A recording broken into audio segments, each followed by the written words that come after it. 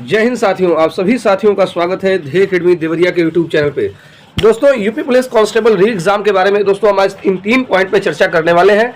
सबसे पहला मेरा पॉइंट रहेगा कब तक होगा एग्जाम, क्योंकि सबसे ज्यादा कंफ्यूजन बच्चों को एग्जाम को लेकर है। दूसरी चीज, एग्जाम डेट अगर आपको पता भी हो और उसकी रणनीति नहीं पता है तो उस एग्जाम होने के और ना होने से आप पे कोई असर नहीं होने वाला है, क्योंकि एग्जाम हो और उस परीक्षा में अगर आप सफल ना हो तो उस वैकेंसी का ना तो कोई मतलब रहता है और ना ही उस एग्जाम का होने का कोई मतलब रहता है आपके लिए। इसलिए एक सटीक रणनीति का होना बहुत ही जरूरी है। तो तीसरी चीज, किताब, क्योंकि कहा गया है कि मनुष्य का जो सबसे बड़ा मित्र है वो उसकी किताब है। तो कौन से किताब पढ़ें जिससे हम बहुत अच्छे से मेहनत करके, बहुत कम मेहनत करके और अच्छा से अच्छा स्कोर कर पाए, इन तीनों चीजों पे हम आज डिटेल डिस्कशन करने वाले हैं दोस्त। तो चलिए आज की इस वीडियो को स्टार्ट करते हैं। अगर ये वीडियो आपको पसंद आती है दोस्त तो आप निश्चित रूप से इस चैनल को सब्सक्राइब करेंगे, वीडियो को लाइक करेंगे और ज्यादा से ज्यादा दोस्तों के बीच शेयर कर देंगे। तो पहला पॉइंट है दोस्त मेरा, कब तक होगा एग्जाम। आपको एग्जाम डेट के बारे में हम 2 से 3 बार इसके पहले भी कंफर्म कर चुके हैं। मैं दोबारा से आपको बता रहा हूं, 2-3 ऐसी परीक्षाएं हैं दोस्त जो टल चुकी हैं। जो परीक्षाएं मई के लास्ट में होने वाली थी वो उन परीक्षाओं को टाल करके जून के लास्ट में कर दिया गया है, जैसे आप देखेंगे। और यही सारी वजह है जब परीक्षाएं टली हैं और जितने भी एग्जाम टले हुए हैं, जितने भी परीक्षाओं को पोस्टपोन किया गया, वो सभी के सभी सेंट्रल गवर्नमेंट के एग्जाम्स थे। तो अगर सभी एग्जाम्स को टाल दिया गया है जून महीने के लास्ट के लिए, इसका मतलब ये श्योर है कि आपका जो एग्जाम है वो जून महीने के लास्ट में या तो हो सकता है या फिर जुलाई महीने के फर्स्ट वीक या सेकेंड वीक तक जा सकता है। इसके लिए मैं आपको एक रीजन बता रहा हूं। सबसे पहली परीक्षा टली वो है सिविल सर्विस की। सिविल सर्विस का फॉर्म आया, आईएएस जिसको आप समझते हैं, सभी लोग जानते होंगे। इसका एग्जाम मई महीने में होने वाला था 26 मई को, इसको टाल करके 16 जून कर दिया गया। उसके बाद से एसएससी ने अपनी परीक्षाओं को पोस्टपोन करना शुरू किया। एसएससी में एग्जाम होने वाला था सीपीओ एसआई का, तो सीपीओ एसआई का जो एग्जाम है वो भी जून महीने के लास्ट में चला गया है। यानी सभी परीक्षाएं आचार संहिता की वजह से और इस लोकसभा इलेक्शन की वजह से टल करके जून महीने के लास्ट में गई है। तो इसलिए आपके एग्जाम की पूरी उम्मीद है कि या तो जून के लास्ट में होगा या जुलाई के स्टार्टिंग में होगा।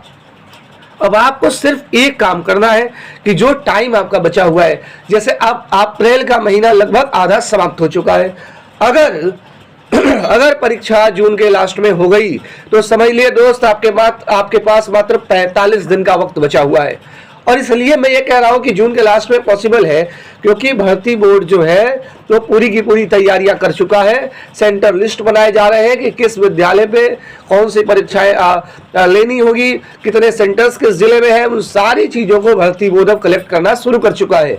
इसलिए अगर भर्ती बोर्ड ये काम कर रहा है तो इसका सीधा सीधा संकेत है कि आपका एग्जाम बहुत जल्द होने वाला है। तो एग्जाम डेट को लेकर के आप अगर सोए रह गए, आपको ये उम्मीद मन के अंदर ये भ्रम बैठ गया कि योगी जी ने बोला था 6 महीने में एग्जाम होगा, इसका मतलब बहुत सारे लोग ये निकाल लिए हैं कि परीक्षा 6 महीने बाद होगी। अगर इस तरीके का भ्रम है दोस्त तो इस भ्रम को तोड़ लीजिए, क्योंकि आपको लगेगा अचानक झटका जिस दिन एग्जाम डेट घोषित होगा।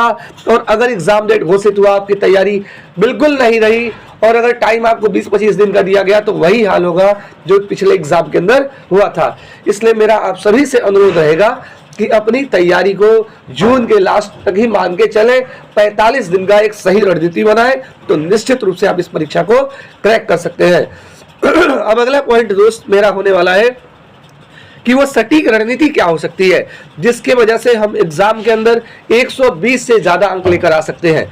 लेकिन उस रणनीति, स्ट्रेटजी बहुत मायने रखती है, क्योंकि परीक्षाओं के अंदर देखेंगे कि 50 लाख लगभग स्टूडेंट बैठने वाले हैं, लेकिन उसमें सभी की स्ट्रेटजी अलग अलग होगी और उसी स्ट्रेटजी के कारण ही किसी बच्चे का स्कोर 100 रहता है, किसी का 110, किसी का 80 रह जाता है, कोई 120, कोई 140 तक चला जाता है।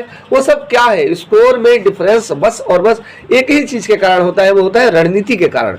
क्योंकि अगर अमूमन देखा जाए तो 50 लाख लड़कों में कम से कम 2 से 2.5 लाख ऐसे कैंडिडेट हैं जो सीरियसली तैयारी कर रहे होंगे, लेकिन 2 से 2.5 लाख कैंडिडेट का सिलेक्शन नहीं होने वाला है। उस भर्ती के अंदर 60,000 वैकेंसी है और 60,000 बच्चे सिलेक्ट होंगे, तो उस 2-2.5 लाख में से छट करके 60,000 बच जाएंगे।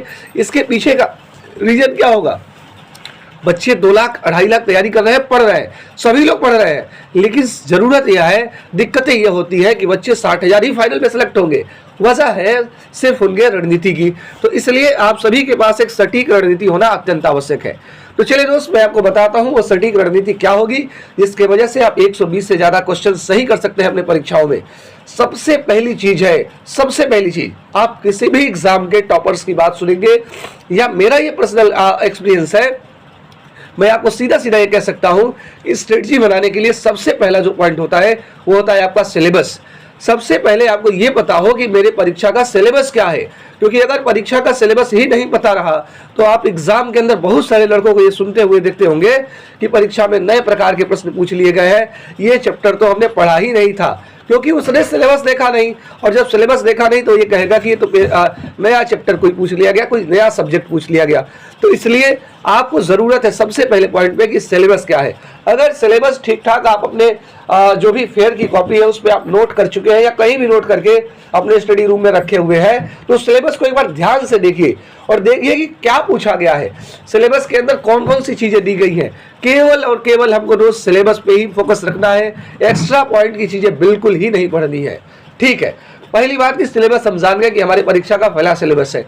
अब सिलेबस के बाद से क्या करें, तो जैसे ही सिलेबस हमारे सामने होता है तो सबसे पहली बात परीक्षा का किसी भी एग्जाम को क्लियर करने का जो दूसरा स्टेज होता है कि सबसे पहले उस सिलेबस को हम तैयार करें।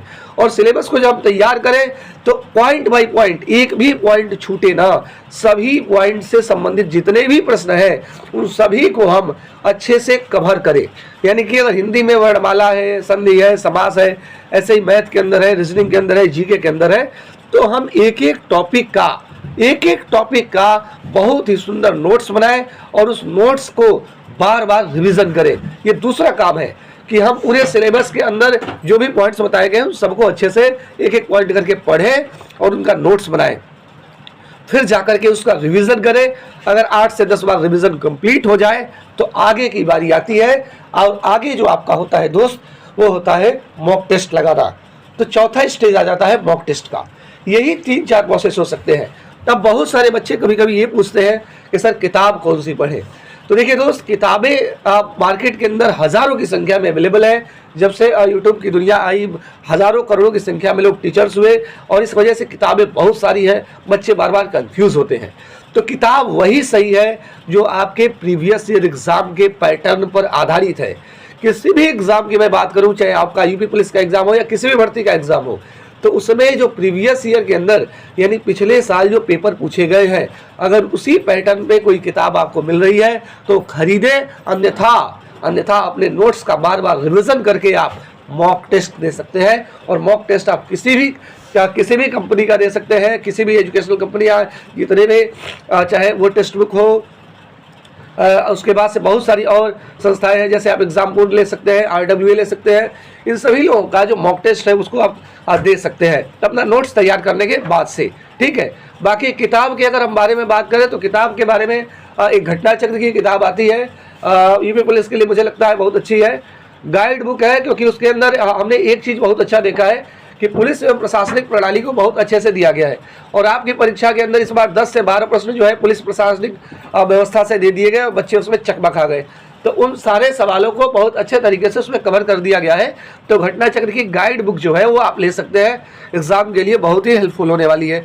बाकी अगर हम बात करें अगर सब्जेक्ट वाइज की, तो मैथ के लिए आप SD यादव ले सकते हैं, रीजनिंग के लिए अरिहंत की बुक ले सकते हैं, हिंदी के लिए अगर हम बात करें तो आदित्य पब्लिकेशन की बुक ले सकते हैं, और जीके के लिए सबसे बेसिक बुक जो मार्केट के अंदर हर जगह अवेलेबल है, लूसेंट ले सकते हैं। तो इन 3-4 किताबों को आप एक्स्ट्रा के रूप में पढ़ सकते हैं। लेकिन मैं कहूँगा कि अब किताबों के चक्कर में ना पड़ के किसी भी अच्छे टीचर से एक सुंदर नोट्स तैयार करके और लगातार मॉक टेस्ट देते रहे, आप निश्चित रूप से सेलेक्ट होंगे, मुझे पूर्ण विश्वास है। क्योंकि अगर ये स्ट्रेटजी अगर आप अपना के गए तो पेपर के अंदर सफलता से कोई आपको रोक नहीं पाएगा। तो चलिए दोस्त, ये थी आज की स्ट्रेटजी वीडियो। मैं आशा करता हूँ ये वीडियो आपको अच्छी लगी होगी, और अगर ये वीडियो पसंद आई है है तो निश्चित रूप से आप इस चैनल को सब्सक्राइब करेंगे, वीडियो को लाइक कर दीजिएगा और ज़्यादा से ज़्यादा अपने दोस्तों के बीच शेयर कर देंगे।